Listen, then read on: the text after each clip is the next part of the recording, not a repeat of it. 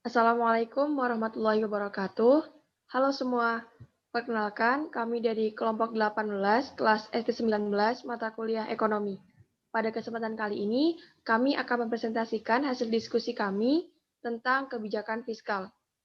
Namun sebelumnya izin memperkenalkan diri, nama saya Kiptiatul Masruroh, bersama rekan saya Mustafidul Ulum, Ibrahim Ahmad Alaudin, Dika Kurato Aini, dan Anissa Bagus Putri. Untuk memasuki sesi pemaparan materi kepada rekan-rekan kelompok 18 dipersilakan.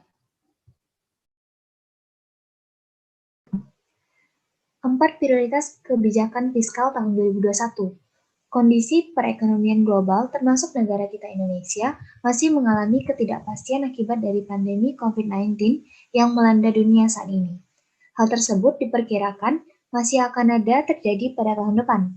Maka, pemerintah Indonesia akan terus melanjutkan kebijakan-kebijakan yang konstruktif untuk menghadapi situasi ini. Salah satunya dengan menetapkan beberapa prioritas kebijakan fiskal pada RAPBN tahun 2021.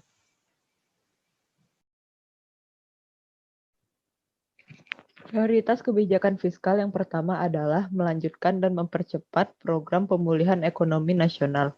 Langkah-langkah di bidang kesehatan tentang penanggulangan wabah COVID-19 supaya bisa dikendalikan menjadi hal yang sangat penting dalam pemulihan ekonomi.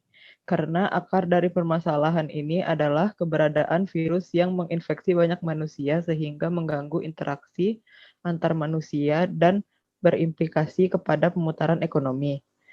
Sejalan dengan itu, kebijakan program pemulihan ekonomi yang dilakukan pemerintah juga diprioritaskan dengan cara memperkuat perekonomian domestik supaya lebih tangguh dan berdaya saing.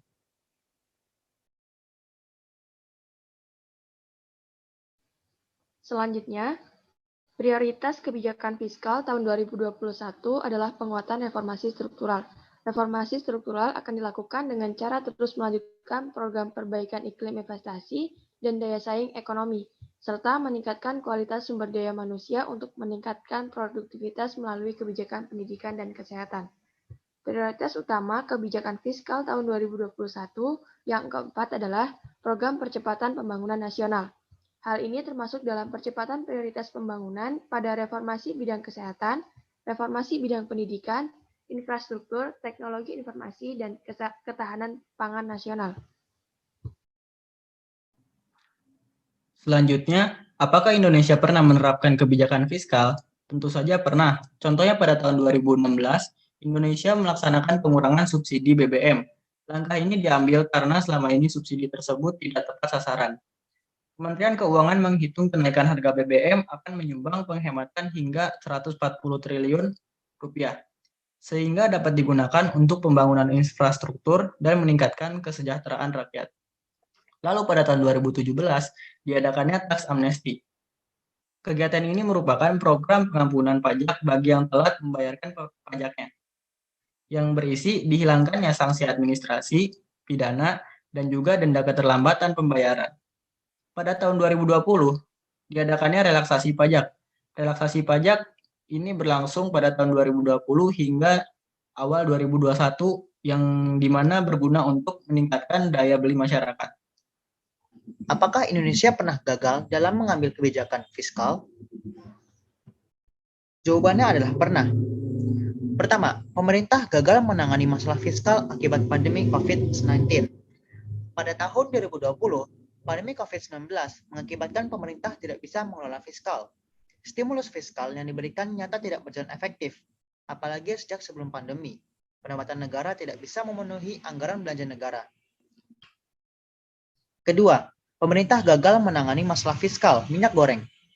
Pada tahun 2008, kebijakan pemerintah menangguhkan pajak pertambahan nilai minyak goreng sejak 1 Februari dinilai gagal menahan kenaikan harga minyak goreng. Pemerintah dinilai tidak transparan tentang kondisi suplai dan permintaan minyak goreng dalam negeri. Oke, cukup sekian presentasi dari kami. Apabila masih terdapat banyak kesalahan, kami mohon maaf dan kami akhiri. Wassalamualaikum warahmatullahi wabarakatuh.